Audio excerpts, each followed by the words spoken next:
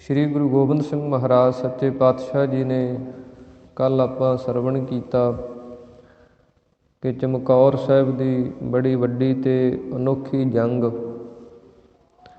ਜਿਹੜੀ ਸਾਰੀ ਦੁਨੀਆ ਦੇ ਅੰਦਰ ਨਾ ਪਹਿਲਾਂ ਕਦੇ ਹੋਈ ਸੀ ਅਤੇ ਨਾ ਆਉਣ ਵਾਲੇ ਸਮੇਂ ਦੇ ਅੰਦਰ ਕਿਤੇ ਇੱਦਾਂ ਦੀ ਹੋ ਸਕਦੀ ਹੈ। ਇਹ ਮਹਾਨ ਧੰਨ ਸ਼੍ਰੀ ਗੁਰੂ ਗੋਬਿੰਦ ਸਿੰਘ ਮਹਾਰਾਜ ਜੀ ਨੇ ਉਹ ਸੂਰਮਤਾਈ, ਉਹ ਵੀਰਤਾ ਖਾਲਸੇ ਪੰਥ ਦੇ ਅੰਦਰ ਕਾਇਮ ਕਰ ਦਿੱਤੀ। ਉਸ ਅੰਮ੍ਰਿਤ ਦੀ ਸ਼ਕਤੀ ਨੂੰ ਸਤਿਗੁਰਾਂ ਨੇ ਖੰਡੇ ਬਾਟੇ ਦੀ ਪੌਲ ਦੀ ਜੋ ਸ਼ਕਤੀ ਸੀ, ਉਸ ਨੂੰ ਚਮਕੌਰ ਸਾਹਿਬ ਦੀ ਧਰਤੀ ਦੇ ਅੰਦਰ ਜਿਨ੍ਹਾਂ ਨੇ ਵੀ ਉਸ ਅੰਮ੍ਰਿਤ ਬਾਟੇ ਦੇ ਅੰਦਰੋਂ ਅੰਮ੍ਰਿਤ ਦੀ ਪੌਲ ਪ੍ਰਾਪਤ ਕੀਤੀ, ਉਹਨਾਂ ਨੇ ਆਪਣੇ ਜਾਨ ਦੀ ਨਾਮ ਪ੍ਰਵਾਹ ਕਰਦਿਆਂ ਹੋਇਆਂ ਧਰਮ ਤੋਂ, ਇਸ ਦੇਸ਼ ਤੋਂ, ਕੌਮ ਤੋਂ ਆਪਣਾ ਆਪਾ ਕੁਰਬਾਨ ਕਰ ਦਿੱਤਾ। ਜਿਵੇਂ ਆਪਾਂ ਸਰਵਣ ਕੀਤਾ ਕਿ 40 ਸਿੰਘਾਂ ਦੇ ਨਾਲ 2 ਵੱਡੇ ਸਾਹਿਬਜ਼ਾਦੇ ਬਾਬਾ ਅਜੀਤ ਸਿੰਘ ਜੀ, ਬਾਬਾ ਜੁਝਾਰ ਸਿੰਘ ਜੀ 18 ਸਾਲ ਅਤੇ 14 ਸਾਲ ਦੀ ਉਮਰ ਦੇ ਅੰਦਰ ਸਤਿਗੁਰੂ ਗੁਰੂ ਗੋਬਿੰਦ ਸਿੰਘ ਮਹਾਰਾਜ ਜੀ ਨੇ ਆਪ ਆਪਣੀ ਆਗਿਆ ਦੇ ਨਾਲ ਤੋਰੇ ਅਤੇ ਆਪਣੀਆਂ ਅੱਖਾਂ ਦੇ ਸਾਹਮਣੇ ਸਤਿਗੁਰਾਂ ਨੇ ਇਹ ਦੋਵੇਂ ਸਾਹਿਬਜ਼ਾਦੇ ਸ਼ਹੀਦ ਹੁੰਦੇ ਵੇਖੇ। ਜਦੋਂ ਸਤਿਗੁਰੂ ਜੀ ਇਸ ਚਮਕੌਰ ਦੀ ਗੜ੍ਹੀ ਦੇ ਵਿੱਚੋਂ ਨਿਕਲ ਗਏ, ਮਾਛੀਵਾੜੇ ਦੇ ਜੰਗਲਾਂ ਦੇ ਵੱਲ ਆ ਗਏ, ਪਿੱਛੇ ਜਿਹੜੇ ਸਿੰਘਾਂ ਦਾ ਚਮਕੌਰ ਦੇ ਅੰਦਰ ਜੋ ਸ਼ਹੀਦ ਹੋਏ, ਉਹਨਾਂ ਦਾ ਜੋ ਅੰਤਮ ਸੰਸਕਾਰ ਜਿਵੇਂ ਹੋਇਆ, ਕਿਸ ਕਿਸ ਨੇ ਉਸ ਸੰਸਕਾਰ ਦੇ ਅੰਦਰ ਸੇਵਾ ਕੀਤੀ,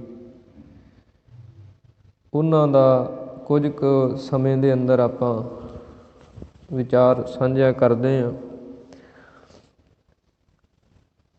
ਚਮਕੌਰ ਸਾਹਿਬ ਦੇ ਨੇੜੇ ਇੱਕ ਨਗਰ ਹੈ ਰਾਏਪੁਰ, 2-2.5 ਕਿਲੋਮੀਟਰ ਦੇ ਨੇੜੇ 'ਤੇ। ਉੱਥੇ ਇੱਕ ਬੀਬੀ ਹਰਸ਼ਰਨ ਕੌਰ, ਜੋ ਧੰਨ ਗੁਰੂ ਗੋਬਿੰਦ ਸਿੰਘ ਮਹਾਰਾਜ ਸੱਚੇ ਪਾਤਸ਼ਾਹ ਜੀ ਦਾ ਜਿਸ ਨੇ ਅੰਮ੍ਰਿਤਪਾਨ ਕੀਤਾ ਹੋਇਆ, ਉਸ ਬੀਬੀ ਨੇ ਜਦੋਂ ਇਹ ਖਬਰ ਸੁਣੀ, ਸ਼੍ਰੀ ਗੁਰੂ ਗੋਬਿੰਦ ਸਿੰਘ ਮਹਾਰਾਜ ਜੀ ਨੇ ਆਤਮਿਕ ਬਲ ਉਸ ਨੂੰ ਬਖਸ਼ਿਸ਼ ਕੀਤਾ। ਉਸ ਇਕੱਲੀ ਬੀਬੀ ਨੇ ਡਾਕਟਰ ਭਾਈ ਵੀਰ ਸਿੰਘ ਜੀ ਦੇ ਕਥਨ ਅਨੁਸਾਰ ਕਿ ਉਸ ਨੇ ਆਪਣਾ ਜਿਹੜਾ ਲਿਬਾਸ ਸੀ ਉਹ ਤੁਰਕਾਂ ਵਾਲਾ ਬਣਾਇਆ, ਹੱਥ ਦੇ ਅੰਦਰ ਇੱਕ ਦੀਵਾ ਲੈ ਕੇ ਚਾਨਣ ਵਾਸਤੇ, ਅਤੇ ਰਾਤ ਦੇ ਸਮੇਂ ਉਸ ਨੇ ਉਸ ਜੰਗ ਦੇ ਵਿੱਚੋਂ ਜਿਹੜੇ ਕੋਈ ਸਿੰਘ ਸਨ ਉਹਨਾਂ ਦੀ ਪਛਾਣ ਕਰਨੀ ਸ਼ੁਰੂ ਕੀਤੀ, ਅਤੇ ਉਹ ਦੀਵੇ ਦੇ ਚਾਨਣ ਦੇ ਨਾਲ ਹਨੇਰੀ ਰਾਤ ਦੇ ਅੰਦਰ ਕੇਸਾਂ ਦੀ ਪਛਾਣ ਵੇਖ ਕੇ, ਦਸਤਾਰ ਦੀ ਪਛਾਣ ਵੇਖ ਕੇ, ਅਤੇ ਚਿਹਰੇ ਉੱਤੇ ਦਾੜਾ ਪ੍ਰਕਾਸ਼ ਵੇਖ ਕੇ, ਬਾਣਾ ਵੇਖ ਕੇ, ਅਤੇ ਉਹ ਕਿਉਂਕਿ ਮੁਗਲਾਂ ਦੀਆਂ ਲਾਸ਼ਾਂ ਬੜੀਆਂ ਸਨ, ਉਹਨਾਂ ਦੇ ਵਿੱਚੋਂ ਲੰਘਦੀ ਜਿੱਥੇ ਵੀ ਕਿਸੇ ਸਿੰਘ ਦੀ ਸਰੀਰ ਮਿਲਦਾ, ਉਸ ਨੂੰ ਆਪਣੇ ਮੋਢਿਆਂ ਉੱਤੇ ਚੁੱਕ ਕੇ ਅਤੇ ਇੱਕ ਚਿਖਾ ਇਸ ਨੇ ਤਿਆਰ ਕੀਤੀ, ਲੱਕੜਾਂ ਇਕੱਠੀਆਂ ਕਰਕੇ ਉੱਥੇ ਲੈ ਆਉਂਦੀ, ਅਤੇ ਇਸ ਨੇ ਦਿਨ ਚੜ੍ਹਨ ਤੋਂ ਪਹਿਲਾਂ ਕੁਝ ਕੁ ਸਿੰਘਾਂ ਦੀਆਂ ਜਿਹੜੇ ਸਰੀਰ ਸਨ ਉਹ ਇੱਕ ਜਗ੍ਹਾ ਲੈ ਆਉਂਦੇ, ਅਤੇ ਫਿਰ ਇਸ ਨੇ ਉਸ ਇਕੱਠੀ ਚਿਖਾ ਬਣਾ ਕੇ ਸਾਰੇ ਸਿੰਘਾਂ ਦੀ, ਅਤੇ ਉਸ ਨੂੰ ਜਦੋਂ ਅੱਗ ਲਾਈ, ਅਤੇ ਹਨੇਰੇ ਦੇ ਅੰਦਰ ਸਿਪਾਹੀ ਜਿਹੜੇ ਸਨ, ਪਹਿਰੇਦਾਰ ਜਿਹੜੇ ਸਨ, ਉਹ ਸੁੱਤੇ ਸਨ। ਜਦੋਂ ਲਾਟਾਂ ਨਿਕਲੀਆਂ ਅੱਗ ਦੀਆਂ, ਅਤੇ ਸਿਪਾਹੀ ਜਾਗ ਉੱਠੇ, ਘਬਰਾ ਕੇ ਡਰ ਗਏ ਵੀ ਇੰਨੀ ਅੱਗ ਇੱਕੇ ਦਮ ਨਿਕਲੀ ਹੈ, ਕੀ ਹੋਇਆ ਇੱਧਰ। ਜਦੋਂ ਉਹ ਭੱਜ ਕੇ ਆਏ, ਉਹਨਾਂ ਨੇ ਵੇਖਿਆ ਕਿ ਇੱਕ ਬੀਬੀ ਹੈ, ਅਤੇ ਉਹਨਾਂ ਨੇ ਫਿਰ ਉਸ ਬੀਬੀ ਨੂੰ ਜਦੋਂ ਫੜਨਾ ਚਾਹਿਆ, ਅਤੇ ਬੀਬੀ ਹਰਸ਼ਰਨ ਕੌਰ ਨੇ ਗਾਤਰੇ ਸ੍ਰੀ ਸਾਹਿਬ ਵੱਡੀ ਪਾਈ ਹੋਈ ਮਿਆਨ 'ਚੋਂ ਕੱਢ ਕੇ ਇਹਨਾਂ ਸਿਪਾਹੀਆਂ ਦਾ ਮੁਕਾਬਲਾ ਕੀਤਾ। 15, 20, 30 ਸਿਪਾਹੀਆਂ ਨੂੰ ਜਦੋਂ ਮੌਤ ਦੇ ਘਾਟ ਉਤਾਰ ਦਿੱਤਾ, ਤੇ ਬੀਬੀ ਹਰਸ਼ਰਨ ਕੌਰ ਬੜੀ ਜ਼ਖਮੀ ਹੋ ਗਈ। ਤੇ ਉਹਨਾਂ ਸਿਪਾਹੀਆਂ ਨੇ ਕੀ ਕੀਤਾ, ਇਸ ਬੀਬੀ ਨੂੰ ਉਸੇ ਬਲਦੀ ਹੋਈ ਚਿਖਾ ਦੇ ਅੰਦਰ, ਜ਼ਖਮੀ ਹੋਈ ਨੂੰ ਚਿਖਾ ਦੇ ਅੰਦਰ ਸੁੱਟ ਦਿੱਤਾ।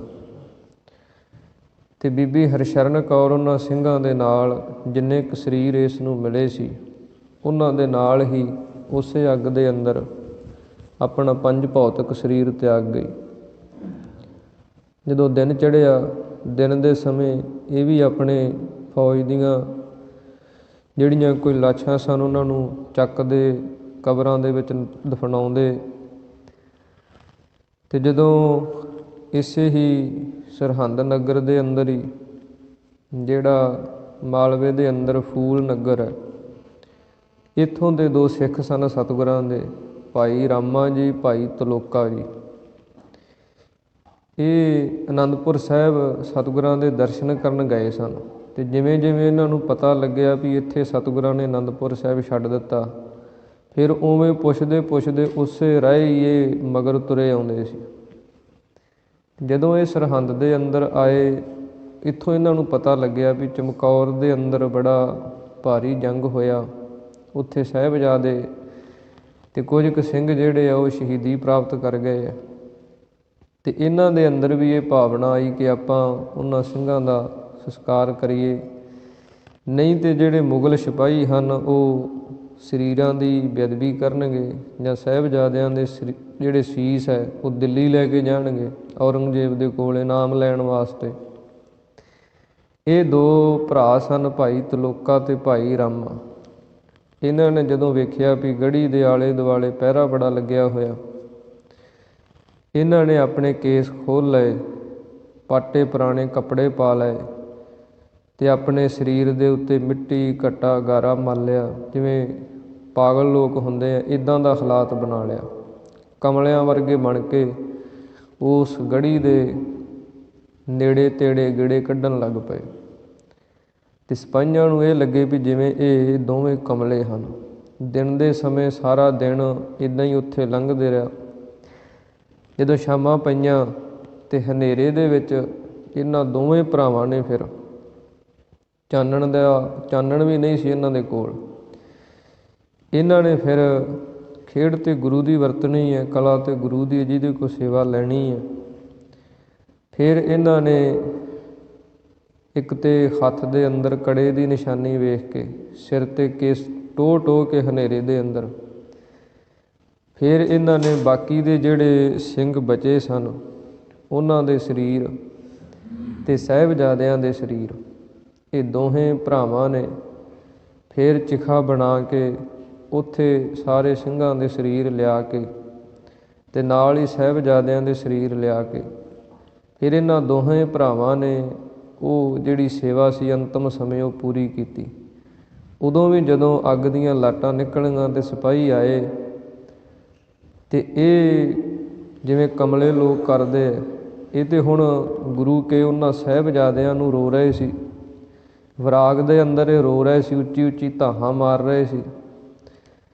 ਤੇ ਉਹ ਸਿਪਾਹੀਆਂ ਨੂੰ ਇਹ ਲੱਗਦਾ ਸੀ ਵੀ ਇਹ ਕਮਲੇ ਹੈ, ਵੀ ਇਹ ਦਿਨੇ ਵੀ ਆਉਂਦੇ ਸੀ, ਰਾਤ ਨੂੰ ਵੀ ਤੁਰੇ ਫਿਰਦੇ ਆ।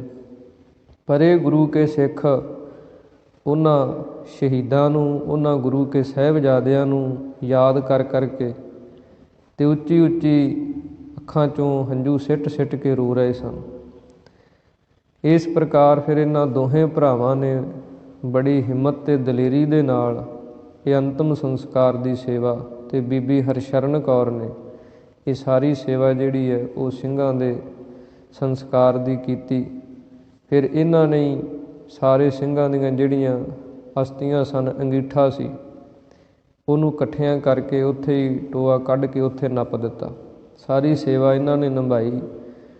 ਫਿਰ ਜਦੋਂ ਸਤਿਗੁਰੂ ਜੀ ਦਮਦਮਾ ਸਾਹਿਬ ਆਏ ਤੇ ਫਿਰ ਇਹ ਰਸਤ ਦੇ ਗੱਡੇ ਭਰ ਕੇ ਸਤਿਗੁਰਾਂ ਦੇ ਸਾਹਮਣੇ ਹਾਜ਼ਰ ਹੋਏ ਸਨ। ਫਿਰ ਸਤਿਗੁਰਾਂ ਨੇ ਬੜੀਆਂ ਬਖਸ਼ਿਸ਼ਾਂ ਇਹਨਾਂ ਦੇ ਉੱਤੇ ਕੀਤੀਆਂ ਕਿ ਤੁਹਾਡਾ ਰਾਜ ਭਾਗ ਤੁਹਾਡੇ ਘਰਾਂ ਦੇ ਅੰਦਰ ਆਏਗਾ। ਫਿਰ ਜਿੰਨੇ ਇਹ ਫੂਲਕਿਆਂ ਦੇ ਰਾਜੇ, ਜੀਂਦ ਦੇ, ਨਾਭੇ ਦੇ, ਪਟਿਆਲੇ ਦੇ ਰਾਜੇ ਹੋਏ ਆ, ਉਹ ਸਾਰੇ ਇਹਨਾਂ ਦੇ ਖਾਨਦਾਨ 'ਚੋਂ ਸਨ। ਇਸ ਪ੍ਰਕਾਰ ਸਤਿਗੁਰੂ ਗੁਰੂ ਗੋਬਿੰਦ ਸਿੰਘ ਮਹਾਰਾਜ ਸੱਚੇ ਪਾਤਸ਼ਾਹ ਜੀ ਨੇ, ਵੱਡੇ ਸਾਹਿਬਜ਼ਾਦਿਆਂ ਨੇ, 40 ਸਿੰਘਾਂ ਨੇ ਇਹ ਮਹਾਨ ਸ਼ਹੀਦੀ ਪ੍ਰਾਪਤ ਕੀਤੀ। ਜਿਸ ਦਾ ਸਦਕਾ 18ਵੀਂ ਸਦੀ ਦੇ ਅੰਦਰ ਫਿਰ ਸਿੰਘਾਂ ਨੇ ਉਸ ਸਰਹੰਦ ਦਾ ਹਾਲ ਕੀਤਾ, ਵਜੀਦੇ ਦਾ ਜੋ ਹਾਲ ਕੀਤਾ, ਜਿਵੇਂ ਉਸ ਨੂੰ ਸਜ਼ਾ ਦਿੱਤੀ, ਉਹ ਬਾਬਾ ਬੰਦਾ ਸਿੰਘ ਬਹਾਦਰ ਦੇ ਸਮੇਂ ਇਹ ਸਾਰੀ ਸਰਹੰਦ ਫਿਰ ਸਿੰਘਾਂ ਨੇ ਉਜਾੜ ਦਿੱਤੀ ਸੀ। ਇਸ ਪ੍ਰਕਾਰ ਸ੍ਰੀ ਗੁਰੂ ਗੋਬਿੰਦ ਸਿੰਘ ਮਹਾਰਾਜ ਜੀ ਦਾ ਇਹ ਸ਼ਾਨਾ ਮੱਤਾ ਇਤਿਹਾਸ ਜੋ ਆਪਾਂ ਪਿਛਲੇ ਕੁਝ ਸਮਾਂ ਤੋਂ ਸਾਂਝਿਆ ਕੀਤਾ ਹੈ,